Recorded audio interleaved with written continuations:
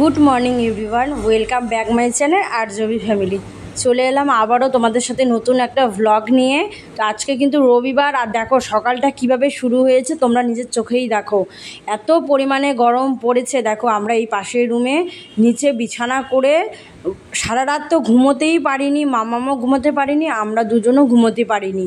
এই যে সকালবেলা ভোরবেলা এখন হচ্ছে তোমার মানে মশারি টশারি খুলে একটু এই যে তোমাদের দাদা আর মামাম ঘুমোচ্ছে, আমি একটু ঘুমিয়েছি, তারপরে উঠে পড়েছি। এবার সব কিছু যেহেতু নিচে পাতা আছে সেহেতু ঘরের মানে মেঝেটাও ঝাড় দিতে পারছি না। তো বাকি যা টুকটাক কাজ ছিল সমস্ত করে নিয়েছি, কিন্তু ঝাড়াঝাড়িটা করতে পারছি না। আর ওই ঘরে যেহেতু ঘুমিয়েছে ওই ঘরে না আমি আওয়াজও করতে পারছি না, জানি যে আওয়াজ করলে মেয়েটা ঘুম থেকে উঠে পড়বে, ওর ঘুমটা দরকার। সারা রাত মেয়েটা গরমে খুব অস্থির করেছে। আর সত্যি কথা বলতে দেখো পাকা ঘরের ভেতরেও কিন্তু কষ্ট থাকে, সেটা আজকে নিজের চোখে আমরা প্রমাণ হচ্ছি। এতদিন শুধু ভাবতাম যে পাকা ঘরের ভেতরে কোনো কষ্ট নেই, পাকা ঘরের ভেতরে আরাম আরাম আরাম, তাই না? কিন্তু না বন্ধুরা, আমি নিজেও অবাক হয়ে যাচ্ছি। পাকা ঘরের ভেতরেও যে অনেক কষ্ট হয় সেটা আমরা আজ মানে হাড়ে হাড়ে টের পাচ্ছি। তো এই যে দেখো সকালে উঠে মানে আমি স্নান যা টুকটাক কাজ ছিল সমস্ত করে নিয়ে অপেক্ষায় রয়েছি ওরা কখন ঘুম থেকে উঠবে। আর দেখো ঘরের পরিস্থিতিটা কীরকমটাই না হয়ে আছে, এগুলো সব ঠিকঠাক করতে হবে। কিন্তু কোনো চাপ নেই, তোমাদের দাদা আজকে বাড়িতে আছে, আমার হাতে হাতে ঠিক করে দেবে। আগাভাগাই তোমাদের দাদা সব সময় আমাকে হেল্প করে, সেটা নতুন করে আমার আর বলার কোনো দরকার নেই। ও যদি বাড়িতে থাকে বা আমি অসুস্থ থাকলেও ও আমাকে প্রচুর পরিমাণে হেল্প করে, যদি ফ্রি থাকে অবশ্যই করে দেওয়ার চেষ্টা করে। তেমন আজকে রবিবার আর মেঝেতে যেহেতু ঘুমিয়েছি, তো এই যে দেখো তোমাদের দাদা আমাকে হেল্প করেছে সব কিছু কাজ করতে, ঘর দোয়ার এমনি আমি সব ঝাড়াঝাড়ি করেছি। আর তোমাদের দাদা সব কিছু আমার সাথে হেল্প করে দিয়েছিল কাজে, তার জন্য বসে একটু হাওয়া খাচ্ছিল।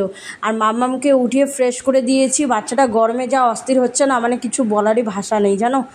বাচ্চা মানুষ তো এমনিতেই চঞ্চল, আর এত খেলাধুলার মধ্যে তো ওরা আরও বেশি মানে ঘেমে যায়, মানে কীরকম একটা মানে করতে থাকে হাওয়ার জন্য। তো যাই হোক, এদিকে কিন্তু আমি হচ্ছে রান্না চাপিয়ে দিয়েছি টুকটাক করে। মামামের খাওয়া দাওয়া আমরা যা খাওয়া টাওয়া করে টোরে এদিকে খাবার দাবার করে চাপিয়ে দিয়েছি, যেহেতু অনেকটাই বেজে যাচ্ছে। আর দেখতেই পেলে তোমরা যে তোমাদের দাদা বসেছিল, তারপরে আমি বললাম যে যেহেতু খারাপ লাগছে তাহলে সকাল সকাল স্নানটা করে ঠাকুরটাকে পুজো দিয়ে দাও। তো ওই যে দেখো তোমাদের দাদা সকাল সকাল স্নানটা করে পুজোটাও দিয়ে দিচ্ছে।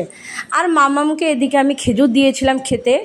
মামাম বলছে কি আমাকে খাইয়ে দিবে এঁঠোটা, মানে ওর পাপাকে সবসময় দেয়, এখন তো ওর পাপা যেহেতু পুজো দিচ্ছে এখনও আমার ওপর বায়না করেছে আমাকে খাইয়ে দিবে। মানে যখন খেতে ইচ্ছে করে না তখন ও আমাকে আর নাহলে তোমাদের দাদাকে খাইয়ে দেয়। আর যদি আমি বলেছি যে আমি খাবো না তাহলে ও এরকম মানে রাগারাগি করে, পড়ে যায়, এই যে দেখো এরকম কান্নাকাটি করতে থাকে। তারপরে যাই হোক আমি বললাম যে ঠিক আছে আমাকে খাইয়ে দাও। তো এই যে দেখো আমি ঠিকভাবে ছবিটা তুলতে পারিনি, ওই দেখো আমাকে খাইয়ে দিচ্ছে, দেখেছো? এরকমই হচ্ছে মামের ভালোবাসা, কি আর তোমাদেরকে বলবো। এই যে দেখো আমাকে খাইয়ে দিল, আমি কিন্তু খেতে চাচ্ছিলাম না, ও আমাকে জোর করে খাইয়ে দিচ্ছিল। আর এইদিকে মামামের এখন একটু না মানে পটিটা একটু হচ্ছে শক্ত ধরনের হচ্ছে। তো ও না একটু দেখো মানে প্যান্ট পরেছে, দাঁড়িয়ে দাঁড়িয়ে হাগু করার ট্রাই করছে। তো ওকে যদি এখন বলছিলাম যে প্যান্টটা খুলে দেই তারপরে পটি করো, ও কোনো মতে রাজি হচ্ছিল না, এপাশ ওপাশ দৌড়াদৌড়ি করে তারপরে পটি করেছিল। একটু পটিটা কষা হচ্ছে তো তাই ওরকম করছে। তো যাই হোক, বাচ্চা মানুষ কখন কি হয় বলা মুশকিল। তো সেই মানে ভাবনা চিন্তা করেই আর কি ওকে আর আমরা কিছু বলছিলাম না। তারপরে যাই হোক পটি করেছে অনেকক্ষণ এপাশ ওপাশ দৌড়াদৌড়ি করার পরে, তো তোমাদের দাদা সেটাই আর কি পরিষ্কার করে দিচ্ছিল। আর আমি এত পরিমাণে গরমে হাঁপিয়ে গেছি না কাজ করে সকাল থেকে, ওই যে বললাম বিছানাপত্র সব গোছাগুছি করতে হয়েছে। তারপরে ঘর দুয়ার ঝাড়াঝাড়ি কাপড় কাছাকাছি সম্পূর্ণ করে একটু বসে রেস্ট নিচ্ছিলাম। তো তোমাদের দাদা ওই আর কি মামামকে পরিষ্কার করে দিয়েছিল।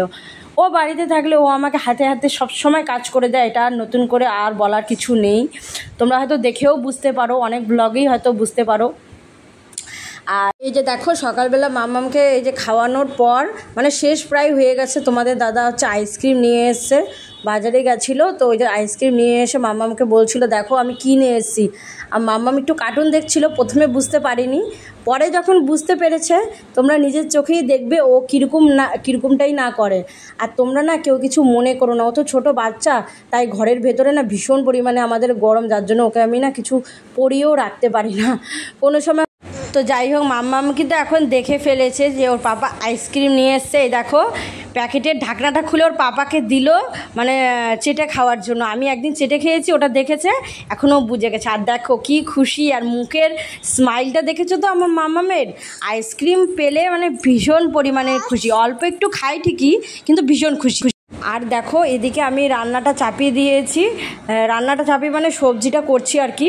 তো তেলে হচ্ছে তোমার একটু রসুন, তেজপাতা, শুকনো লঙ্কা আর একটু সাদা জিরে ফোড়ন দিয়ে রান্না করব হচ্ছে কুমড়ো আর ওই যে ডাঁটি কচু বা সজি কচু যে যেটা বলো, ওটা দিয়ে একটা তরকারি করব। এই তরকারিটা খেতে কার কার ভালো লাগলে অবশ্যই কিন্তু তোমরা জানিও। তো আজকে কিন্তু এটা রান্না করব, তার সাথে টমেটোর চাটনি আর হচ্ছে করলা ভাজা আর পটল ভাজা, এই সিম্পল রান্না করব। আর দেখো কতগুলো বাসন জমেছে, সব একবারে মাজবো, তাই হচ্ছে তোমার একবারে রেখে দিচ্ছি। আর এদিকে কিন্তু তরকারিটাও চাপিয়ে দিলাম। আর সেরকম কোনো কিছু মশলা টশলা দেবো না, শুধু হচ্ছে তোমার হলুদ লবণ দিয়ে ভালো করে কষাবো, বারবার করে কষানোর পরে ঢেকে দিয়ে হালকা একটু যখন মানে নরম হয়ে আসবে, তখন হচ্ছে ধনে গুঁড়ো দিয়ে হালকা একটু জল দিয়ে মাখা মাখা হয়ে গেলে নামিয়ে দেব। আমার কিন্তু এভাবে খেতে ভীষণ পরিমাণে ভালো লাগে। তোমাদের কার কার ভালো লাগে সজি কচু আর কুমড়ো দিয়ে খেতে? আর এই যে দেখো ওদিকে বাবা মেয়ে কিন্তু বাথরুমে ঢুকেছে স্নান করতে। তোমাদের দাদাকে বললাম যে তুমি স্নান করিয়ে দাও, বাথরুমে ঢুকে তোমাদের দাদাও স্নান করে একসাথে বেরিয়েছে। আর এই যে দেখো এত পরিমাণে গরম ছিল, ঘরের ভেতর থাকা যাচ্ছে না, তাই ছাদে চলে গেছিলাম। তারপর ছাদে অনেকক্ষণ বসে থেকে তারপরে এই যে নিচে নেমে আসছি। অনেকক্ষণে ছাদে গেছিলাম, তো ভাবলাম যে আর বেশিক্ষণ থেকে লাভ নেই, তাই হচ্ছে নেমে আসছিলাম। তো সত্যি কথা বলতে মানে এরকম করে গরমে গরমে দিনগুলো কেটে যাচ্ছে, কি আর বলবো, বলার ভাষা নেই। আর এই যে দেখো রাতের জন্য একটু ভাত বসিয়ে দিয়েছি, দুপুরে যেহেতু ভাত কম করেছিলাম আর সবজি তো রয়েই গেছে, এই দিয়ে আজকে রাতে খেয়ে নেব। শুধু ভাতটা করে নিচ্ছি, আর মামামের খাবারটা করতে হবে, ওটা করলেই ব্যাস হয়ে গেল, আর কোনো অসুবিধা নেই। আর এদিকে তোমাদের দাদা আর মামাম ওদিক ওদিক ঘুরে বেড়াচ্ছে, কী আর করবে বলো। তো তোমরা কিন্তু অবশ্যই ভালো হোক মন্দ হোক কমেন্টস করবে, এটাই বলবো। আর একটা লাইক করে দিও, আর যারা নতুন দেখছো প্লিজ ফলো করে দিও, সাবস্ক্রাইব করে দিও। অনেক অনেক ধন্যবাদ তোমাদেরকে আমার লাইভটা দেখার জন্য। সবাই ভালো থেকো, সুস্থ থেকো, আর হচ্ছে আমার পাশে থেকো, আমাকে এইভাবে সাপোর্ট করো, এটাই বলবো। অনেক কষ্ট করে তোমাদের সাথে ভিডিওগুলো অনেক ঝামেলা করে মানে এডিট করে ছাড়তে হয়, প্লিজ আমার